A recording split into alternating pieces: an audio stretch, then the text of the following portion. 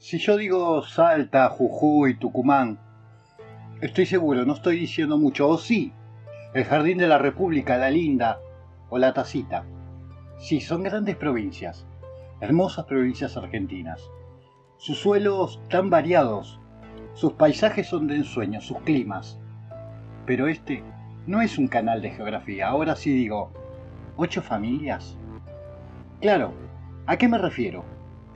¿Y si apoyo la idea con 23 grandes ingenios? Sí, ya sé lo que estás pensando. Este tampoco es un canal de adivinanzas. Voy a ser claro. En estas 3 provincias se centra el 80% de la industria azucarera y la manejan solo 8 familias en 23 grandes empresas. Y claro, me vas a decir, ¿azúcar y Argentina? Sí, señor. Argentina está entre los 16, 18, 20 países productores de azúcar. Y la exportan. Claro, consumo interno y exportación. Tan grande es el asunto que estas familias están desde el siglo pasado. Y hasta ahí, es un proyecto que desde hace mucho y hasta hoy, claro, estaba todo para que el éxito esté asegurado. Tenían electricidad y las máquinas funcionaban con electricidad. Tenían mano de obra y sobre todo teníamos el terreno necesario para cultivar la caña. Pero una vez al año se hace algo que llama poderosamente la atención. Se hace un muñeco con forma humana, de paja. Se lo cose perfectamente. Le hacen cara, las manos, las uñas las pintan con tinta. Lo pintan completamente. Lo visten con ropa de trabajo, sí, la misma que usan los operarios que ahí trabajan. Le ponen casco, guantes, barbijo y hasta zapatos. Está vestido tal cual como un operario. Se ve como un operario. De lejos y hasta de cerca. Porque el detalle con que está tratado este muñeco es asombroso. Se lo sube al trapiche. El trapiche es un aparato que sirve en la primera etapa del azúcar. Se tira la caña y se muele, hasta obtener una segunda etapa, que pasará obviamente a otras máquinas. La cuestión que desde ahí en caída libre hasta las aspas. En segundos deshacen a nuestro amigo a la nada misma. Y todo quedaría como un ritual de los trabajadores, o costumbres supersticiosas capaz, a no ser que la orden del muñeco la da el patrón. Don Ledesma, sí, el mismísimo. Si sos de Argentina y vas a un supermercado sabes exactamente de quién te hablo. Resulta que todo este cuento sale a partir de un hábito que hace muchísimos años, hábito que vincula además a una pintura hecha en uno de los depósitos. Sí, en la pared, gigante, un perro negro, y está a la vista de cualquiera que pase por la zona. Pintura que además arreglan todos los años religiosamente. ¿Te suena la historia? Si yo te nombro al familiar, ¿qué me respondes? Pasa, sentate, te convido un mate. Por ahí hay bizcochitos. Hoy, en Relatos de Punta Lara, la leyenda del familiar. Y voces rotas por el río, ojos que no quieren ver. Algo acecha entre los juncos, no se sabe qué va a ser. Cada historia que escuchas no se borra con la aurora. Si entras ya no salís. Relatos de Punta Lara. Si entras ya no salís. Relatos de Punta Lara. Si entras ya no salís. Relatos de Punta Lara.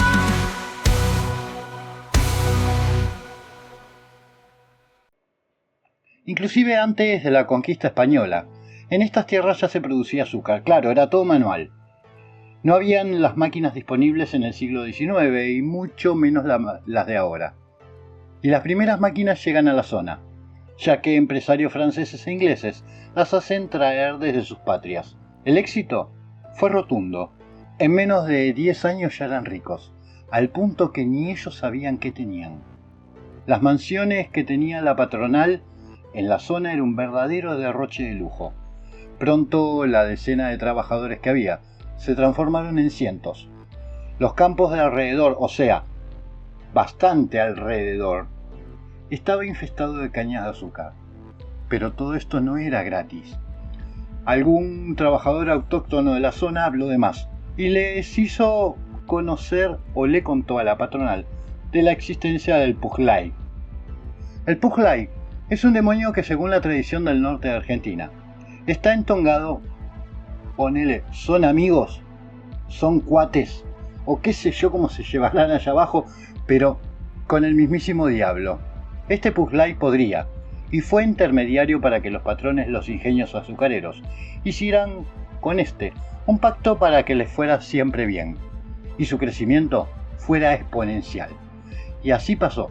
Dicen que estos patrones pactaron y el diablo, junto con Pugsley, le mandó un demonio menor con muchísimo menos poder que el diablo, pero superior al poder humano. Y este muchacho tiene un apodo, claro, el Familiar. Después que leyeron la letra chica del pacto, se enteraron que una vez al año le tenían que dar al Familiar una vida humana, de algún trabajador. Entonces, la patronal elegía al empleado más holgazán y problemático para brindárselo. Nótese muchísimo las comillas que estoy usando. Brindárselo al Familiar. Que si tengo que dar una reflexión sobre esto, me parece la excusa perfecta de la patronal para hacer trabajar a la gente, y que ésta no se vea como el más holgazán o problemático. Imaginen esto. Estos trabajadores eran muy hábiles con el machete, ya que se la pasaban cortando caña todo el día. Después la cargaban hasta el ingenio, por ende tenían una fuerza que el mismo Sansón no sería mucha competencia. Y al mismo tiempo, hasta no hace mucho tiempo atrás, nadie le decía de la forma empresarial, véase también las comillas, qué debían hacer, cuándo y cómo. Eran cientos. En cambio la patronal eran un puñado de inmigrantes que el músculo más desarrollado que tenían era la panza y la mandíbula. Que para el caso funcionó. La gente trabajaba sin chistar porque estaba dando vueltas el Familiar. Aunque el Familiar no tenía forma, podía tener o adoptar la que más les guste. Un león si quisiera, bueno, todas no. Un gato no podía ser, porque resulta que el gato tiene algo así como un antidemonio. Eso lo tendría que decir un demonólogo y no está acá, así que será tema para otro momento. Resulta que el Familiar del ingenio azucarero tenía forma de perro, sí, un gran perro, un perro negro. Y cuando digo gran, lo digo con fundamento, porque hay relatos que dicen que tenía el tamaño de un gran búfalo. También contó que su aspecto era de terror. Tenía un pelaje negro y todo mugroso, todo sucio para el que no es de Argentina. El olor que despedía era fétido, parecido al de un cadáver con varios días de descomposición. Cada pata podría tener fácilmente el tamaño de una cabeza humana, y se asoman dientes de aproximadamente 15 centímetros de largo, y del cuello le colgaba una cadena muy gruesa, que se notaba que era muy pesada, varios cientos de kilos, literalmente un monstruo. Pero no hay monstruos perfectos. El Familiar era torpe, lento, y aunque no era un caso usual, alguien podría escapar si era más veloz que él. Ni hablar de esconderte. El Familiar te encontraba. Atrás de una puerta, una construcción fácil. El Familiar iba a detonar cualquier construcción con un cabezazo, y tenías de segundos contados a partir de ahí para hacer su cena. Pero, ¿por qué te digo que el Familiar te iba a cazar si hace un rato dije que daban como ofrenda al más holgazán? Fácil. Cada tanto, soltaban al Familiar para que él mismo elija su cena. Se suponía que el animal era soltado. Si alguien hablaba mal del patrón, si alguien buscaba huelga o incitaba alguna clase de rebelión laboral. Había más letra chica en el pacto, y era que si la ofrenda no se daba, el Familiar se iba, desaparecía. Y esa era otra excusa del por qué soltar al Familiar. Por las dudas nomás, para después volver junto al lugar donde se lo guardaba. Muy alejado de la vista de la peonada, claro, obvio, donde está su amo. Parece ser que el pacto se renueva año tras año, ya que la pintura del perro aún está muy bien mantenida en ese depósito. Fascinante, ¿verdad? Podríamos estar ante uno de los mejores sistemas de sometimiento por miedo jamás creado, a no ser por los relatos de la gente de la zona. Vamos con algunos. Era 1914, era un día de primavera y Julio estaba noviando con Ana. Hacía meses que se conocían y caminaban hacia los cañaverales. No crea cualquier cosa. Ellos solo querían charlar, y eso es lo que hacían día tras día. Ana se hacía respetar y Julio estaba bien de acuerdo con el pensamiento de Ana. Se la pasaron hablando sobre el futuro y a Ana le encantaba lo que oía. Aunque era invierno, no hacía tanto frío, pero lo que sí, se hacía de noche. Era hora de volver, porque además no estaba bien visto que se alejaran solos a algún lugar dos jóvenes que se estaban conociendo. Un olor pestilente inundó de repente aquel momento lleno de gracia, y un ruido de cañas partiéndose se acercaba cada vez hacia donde ellos estaban. Algo arrastraba pesadamente en el piso. Era de metal. Eso, bien claro. De respuesta y de entre las cañas un animal salió. Ojos rojos, los del diablo. Relataría después Ana y después nada más. Ana se despierta en el hospital después de haber estado 3 días en coma. Estaba ilesa, salvo por una pequeña raspadura en la rodilla derecha. ¿Qué pasó? Nadie sabe. Solo que se hicieron las 23 horas de aquel día y nadie sabe dónde se había metido la pareja. De repente pensaron lo peor. Todos los vecinos y familiares de la pareja, trabajadores de la azucarera todos, se organizan entre ellos y hacen un rastrillaje. Fue don Virgilio quien la encuentra, tirada en el piso desmayada, sola. Este hombre, según contaría después, intentó levantarla, y una de las cañas rozó su rodilla. Ahí estaba el raspón. Una caña. Pero como dije, sola. De Julio, nada. Ni una mancha de sangre. Había literalmente desaparecido. Como si nunca hubiese existido. Mientras esperaban que Ana despertara, se organizaron campañas de búsqueda. Nada. Pero el secreto a voces era el familiar. Los más escépticos afirmaban que se había ido, tal vez por temor al inminente casamiento con Ana, que había conocido otro amor, que se fue a trabajar a Buenos Aires, en fin, miles de conjeturas alrededor de Julio, pero bien sabido era que lo último que vio fueron las garras del familiar. Otro fue el caso de 1953. Mario no tenía más de 30 años, iba muy temprano a trabajar a la azucarera. Él era uno de los que llevaba los pesados tachos repletos de jarabe de sirope hacia otro sector para seguir el proceso de la línea. Así que Mario, 5 en punto de la mañana, pasaba por un camino entre las cañas para llegar hasta la azucarera. Obviamente era de noche y ni para asomo el sol se veía. Todavía faltaba 1 hora más o menos para que amanezca. A mitad de camino, las cañas se entran a mover. No era el viento. De hecho, estaba muy calmo el viento ese día, y aunque los huesos de los viejos del pueblo decían que iba a llover, la verdad no era que se veía lluvia a lo lejos. Mario siguió caminando como si nada hubiese pasado. No habrá hecho ni 10 metros. Ahí estaba, un gran perro negro, cortándole el camino al muchacho. Quedó paralizado. No pudo dar un paso para ningún lado. Huir, gritar, no pudo hacer nada. Estaba totalmente paralizado. Recordó enseguida las historias de los viejos de la familia. Este era el familiar, y ese era el momento exacto en que se transformaba en un aperitivo para él. El perro avanzó 3 pasos. Se le quedó mirando. Y aunque Mario tenía un cuerpo imponente y medía 1,90 m, no era rival para él. Se le quedó mirando un rato. 1000 años para Mario. Unos segundos en realidad. Se da vuelta, gruñe y se va. Llegó totalmente descompensado a la azucarera. Enseguida lo llevaron al médico, quien ordenó que se vaya a su casa a descansar. Estaba en shock. Contó en la casa lo que había pasado. Y el abuelo dijo que ya había comido. Ya nos vamos a enterar. 2 días después, era noticia. 2 hombres trabajadores de la azucarera habían desaparecido sin dejar rastro. ¿Qué era? Habían soltado al familiar. Ahora más acá, 2018, Macarena. Viajaba en su viejo Renault por la ruta que bordea los ingenios azucareros. No va muy fuerte. Había llovido la noche anterior. Cuestión, que justo al pasar por el primer depósito de la azucarera, se le apareció de la nada, justo delante del auto, un gran animal, parecido a un perro, pero gigante, que hizo que haga una maniobra brusca y termine metida en la banquina. El auto fue encontrado 24 horas después, con todas las pertenencias de Macarena. Lo único que faltaba era la mismísima Macarena que nunca volvió a aparecer. 2019, Agustín. El problemático del pueblo. Vago por naturaleza. Ese que si no estaba durmiendo estaba haciendo alguna maldad o tomando en el bar. Siempre su pistola en la cintura y una faca bien acomodada entre sus ropas. Es día de pago y la gente que trabaja en el sector de estibadores deciden ir a tomar una cerveza. 5 de la tarde. Y allí estaban. De lejos Agustín lo miraba. Es que no pertenecía a ese círculo.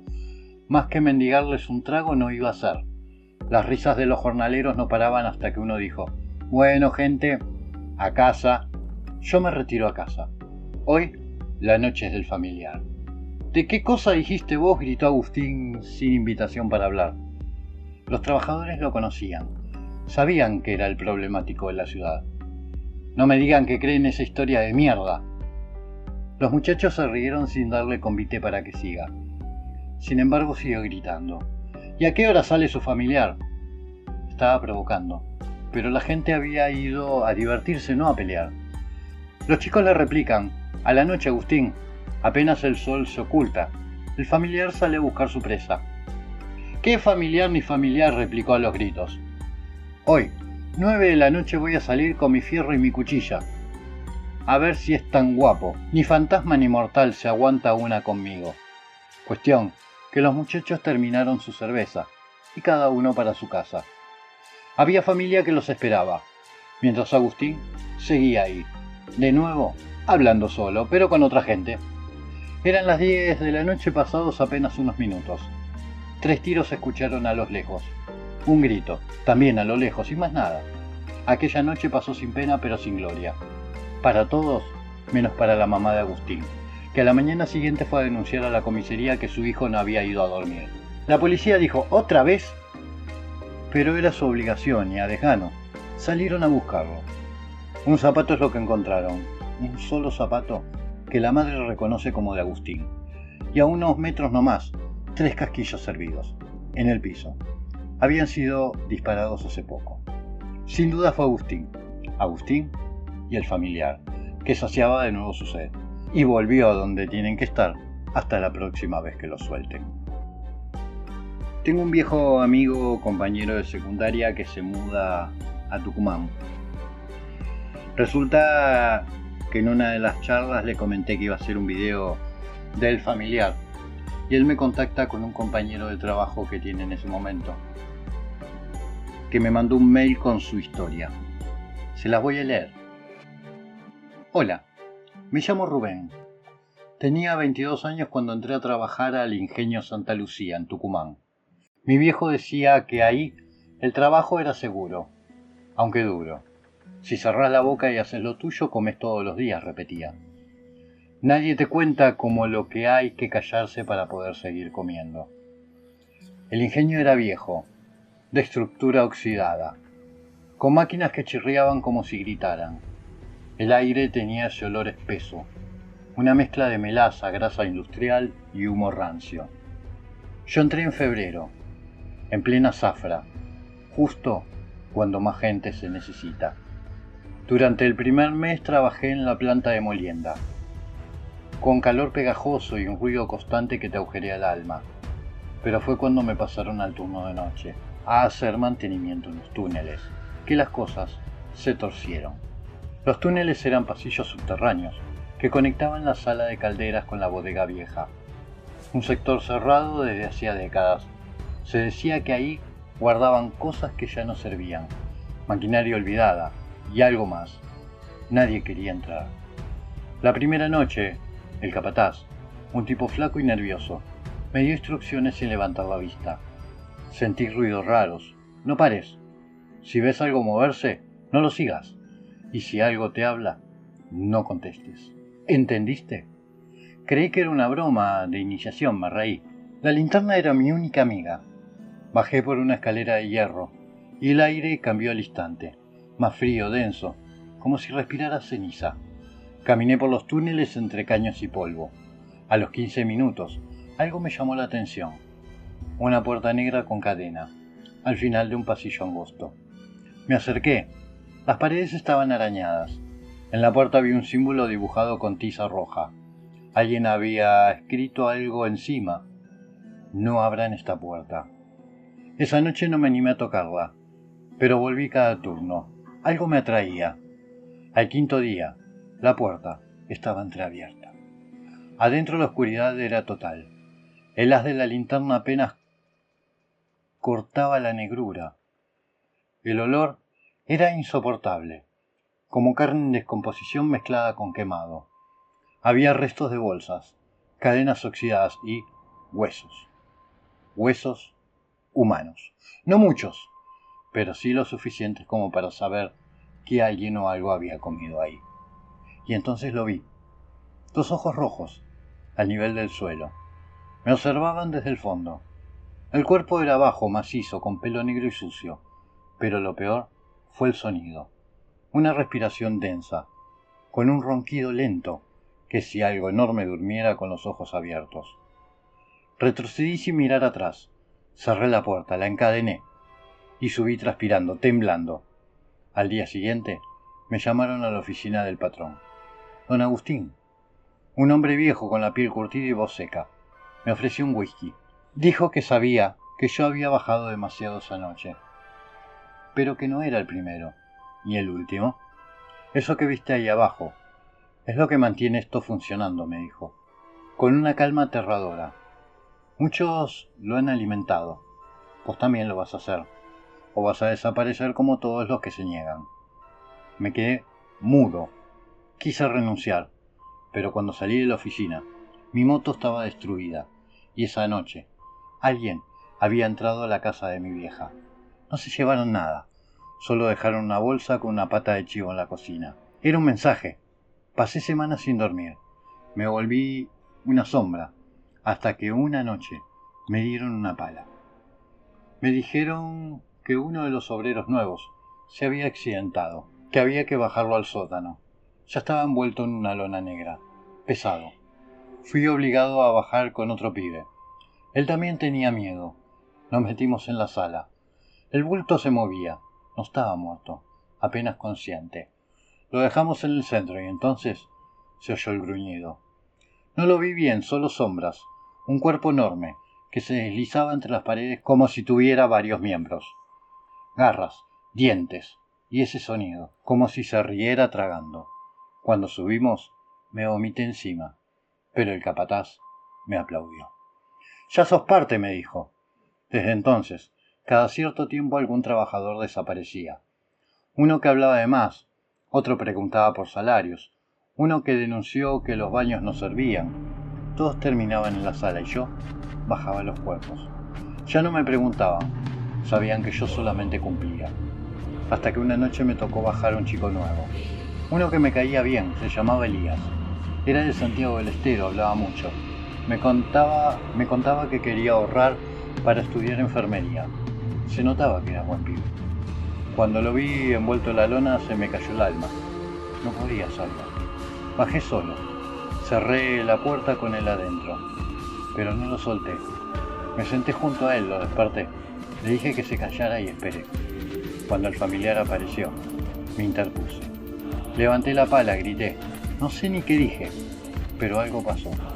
La criatura no me atacó, me miró, me olió y volvió a la oscuridad. Ese fue mi último turno. Esa noche incendié la sala. El fuego se extendió al túnel. Nadie supo bien qué pasó, pues eso dijeron. Pero al día siguiente el patrón murió de un infarto. El capataz desapareció y varios obreros renunciaron en masa. El ingenio sigue en pie, pero desde entonces la sala del fondo está cerrada con ladrillos. Dicen que no hay nada ahí, que el fuego lo consumió todo. Pero yo lo sé, el familiar no muere, solo se muda y espera. Vamos con otra historia. Ariel tenía 27 años cuando consiguió trabajo como técnico eléctrico en el ingenio San Joaquín, en Salta. No era un gran puesto, pero pagaban bien y él necesitaba el dinero. Desde el principio le llamaban la atención los comentarios del personal. Frases ambiguas como no andes solo por la noche, no mires el horno viejo, no preguntes por los que faltan. Pensó que era parte del folclore de cualquier lugar aislado. Se equivocaba. En su primera semana le asignaron tareas en el sector de calderas. Ahí conoció a don Molina, un viejo operario. Silencioso. Llevaba 34 años en la planta. Le ofreció mate y tras mirarlo fijo, le dijo en voz baja: Sentiste ya cómo tiembla el suelo por las noches, ¿verdad? Ariel sonrió. ¿No, Molina? Bueno, cuando lo sientas, no te muevas y no bajes. A los pocos días lo sintió. Era de madrugada, cerca de las 3 a.m.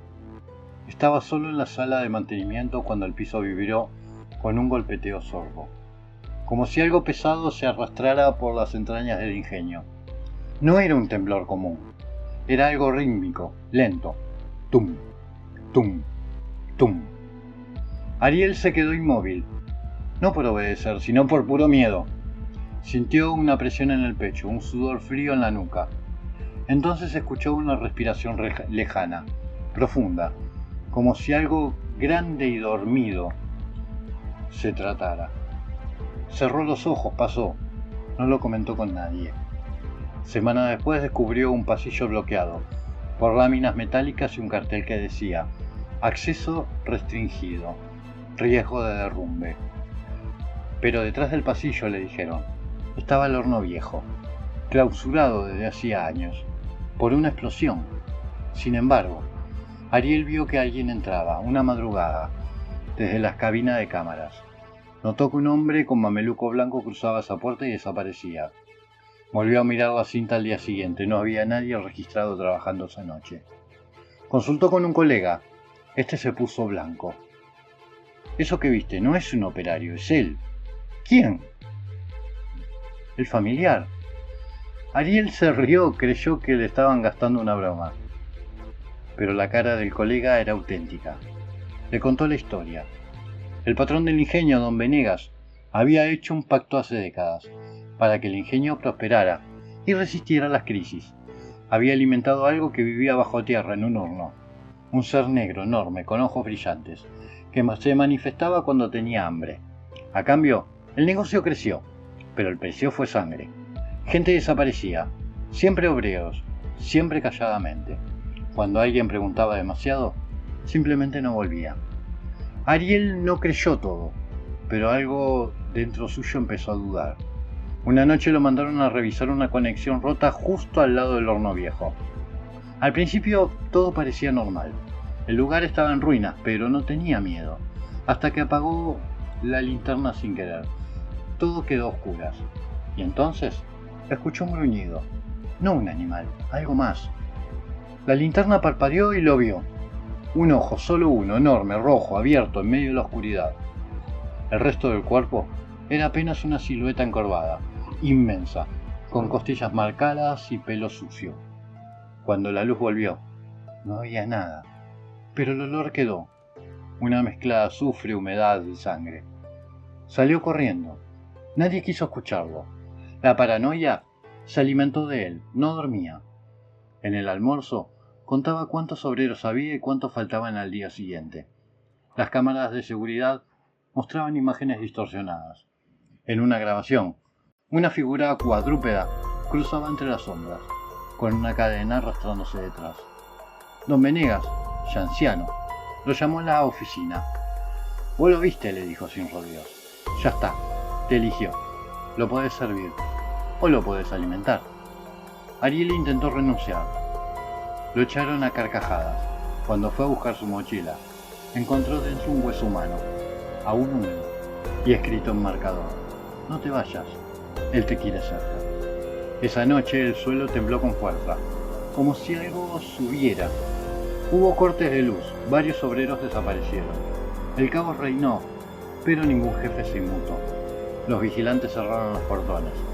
Nadie entraba. Tampoco nadie salía. Ariel vio por la cámara al patrón caminando hacia el horno, con un saco blanco, solo, sereno. Minutos después, la señal de las cámaras del subsuelo se cortó. Solo quedó una imagen estática, un ojo fijo, sobre fondo negro, y una sonrisa de dientes rotos bajo él. Al amanecer, lo único que quedó del patrón fue su anillo de oro en la entrada del horno. El ingenio siguió funcionando, claro, nadie habló. Se hizo un acto conmemorativo y se nombró al nuevo director. Pero Ariel sabía que eso no era el fin. Una semana después recibió una carta sin remitente. Dentro había una hoja amarillenta escrita a mano. Cada generación le da un rostro nuevo. Cada turno de noche es una oración.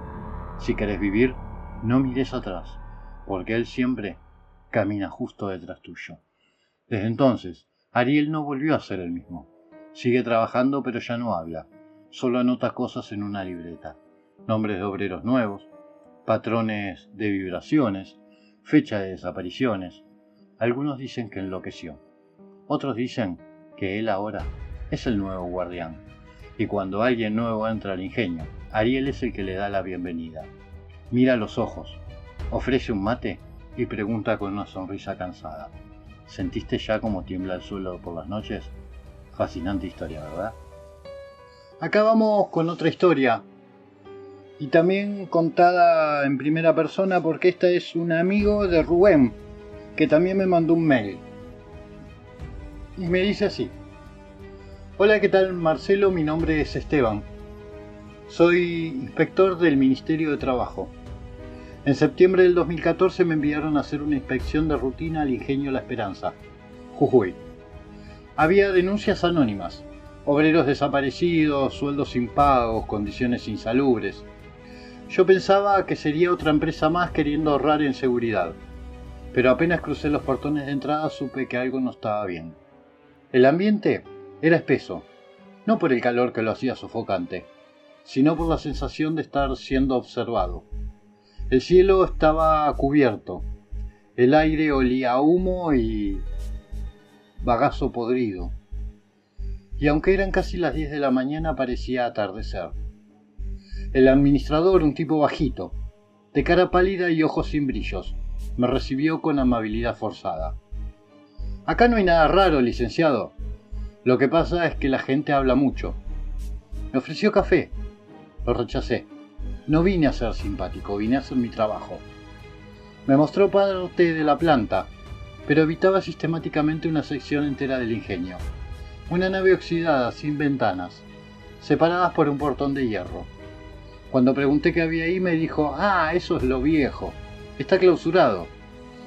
Pero lo dijo con una pausa, como si esperara que no preguntara más. Entrevisté a 6 obreros, todos con respuestas cortas. Todos evitaban mirarme. Uno de ellos, un muchacho con acento del Chaco, apenas levantó la vista para decir, si algo pasa acá, es porque alguien tiene que pagar. ¿Pagar qué? Fue mi pregunta. Las máquinas no funcionan solas, señor. Pensé que era una metáfora. Recién, un poco más tarde, entendí.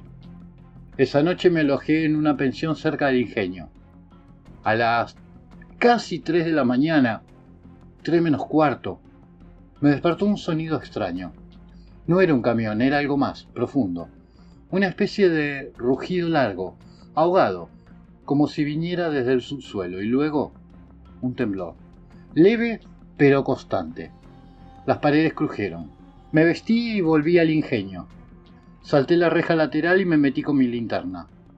Algo me decía que eso que escondían estaba en el ala vieja. La puerta que antes estaba cerrada ahora estaba abierta. Adentro, la oscuridad era total. El piso crujía con mugre seca. Había huesos. No sabía si de animal o de cristiano. Cadenas oxidadas y símbolos tallados en la pared con lo que parecía eran uñas. Un zumbido bajo recorría el lugar, como si una caldera viva respirara debajo de mis pies. Entonces lo vi. Un pozo, al fondo del pasillo, redondo, unos 2 metros de diámetro, cercado por barrotes torcidos. Me acerqué. El aire estaba más frío. Algo jadeaba ahí abajo. No vi nada al principio, solo oscuridad. Hasta que 2 ojos abrieron. No brillaban, quemaban. Me quedé paralizado, no podía moverme. Escuché una voz. No era una voz hablada, era una idea, como si alguien pensara dentro de mi cabeza. El alma más reciente no llegó. ¿Sos vos entonces? Retrocedí, tropecé, corrí. Al salir, el administrador me esperaba afuera, calmado, con una linterna en la mano. ¿No debió entrar ahí, licenciado? No sin permiso. ¿Qué es esto?, le grité. ¿Qué demonios están escondiendo? Eso no es ningún demonio. Es la base de nuestra economía. Eso mantiene los sueldos, las máquinas y el trabajo de 300 familias. ¿Ustedes están sacrificando gente? Él me miró con paciencia y dijo algo que jamás olvidaré. ¿Cree que en el resto del país es distinto? Nosotros solo lo hacemos más honesto. Acá lo alimentamos a la vista. Esa mañana intenté irme, pero el colectivo nunca pasó y el único remis disponible tenía un problema con la rueda. Caminé por la ruta sin señal en el celular hasta que 2 obreros en moto me interceptaron. «Vuelva al pueblo, licenciado. Usted ya no tiene salida fácil». Esa tarde recibí una llamada del ministerio. Nos informaron que finalizó la inspección sin irregularidades, dijo una voz neutral. «No, hay cosas ahí. Hay gente desaparecida. Esto es ilegal». Hubo un silencio largo. Luego la voz dijo: «Licenciado, usted no entiende cómo funciona el país. Acepte el papel y siga adelante. Le conviene». Le cortaron. Esa noche no dormí. A las 3:12 y cortaron. Esa noche no dormí. A las 3:12 volvió el rugido. Pero esta vez no era solo un sonido. Venía hacia mí, el piso temblaba. Las ventanas vibraban. La lámpara colgante giró sola. Cuando abrí la puerta, vi algo cruzando la calle. Arrastraba una cadena. No lo vi bien, solo una silueta. 4 patas, espalda curvas, garras. Parecía oler el aire, como buscando. Alguien gritó a lo lejos: «¡Un perro!» y se cayó de golpe. Al día siguiente, en la pensión, un huésped había desaparecido. Nadie dijo nada. El dueño se limitó a limpiar su habitación y poner las sábanas nuevas. Volví a la ciudad días después. Me fui sin denunciar. Me sentía sucio, cómplice. Soñaba con los ojos, con el pozo y con la frase: «¿Sos vos entonces?». Hoy ya pasaron 10 años. Cada tanto me llega una carta sin remitente. Siempre igual. Una hoja amarilla, con una fecha, un nombre y una frase escrita a mano: «El relevo se acerca». No sé cuándo más voy a aguantar, porque lo peor no fue lo que vi. Lo peor es que a veces, en silencio, deseo volver. Maravillosos relatos. Ahora usted los juzgará más sabiamente. Por supuesto que hay otros casos, pero se podrían explicar con otras causas. O sea que no necesariamente fue el familiar quien se encargó del protagonista de esas historias. Pero el familiar, o los familiares, siguen ahí, despachándose a su antojo. Hoy conocimos la unión que se podría dar entre el diablo, Puglay, el familiar, y unos patrones azucareros. Usted no debe creerme a mí, pero este tipo de pacto está escrito en el Malleus Maleficarum, y hace cientos de años, si no miles, donde pacto mediante se enviaba un demonio para cumplir ciertas cosas, tal y como las leyendas que recién te conté. Si el video te gustó, me honraría un me gusta. Si podés, suscríbete y activa la campana, así YouTube te avisa de un nuevo video. Hasta la próxima. En las olas de la costa donde el viento no perdona, no hay relatos que murmuran y la niebla los transforma. Punta Lara no descansa, guarda historias que estremecen, donde el miedo se desliza y los vivos no obedecen. Voces rotas por el río, ojos que no quieren ver, algo acecha entre los juncos, no se sabe qué va a ser. Cada historia que escuchas no se borra con la aurora, si entras ya no salís. Relatos de Punta Lara.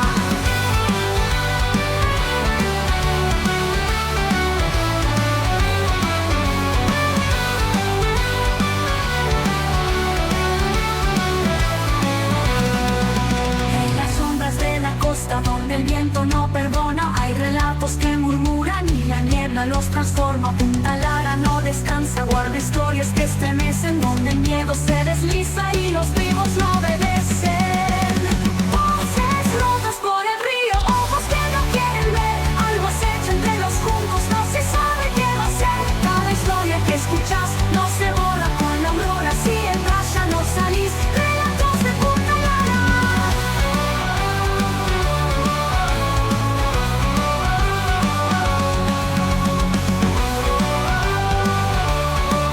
Si entras ya no salís. Relatos de Punta Lara.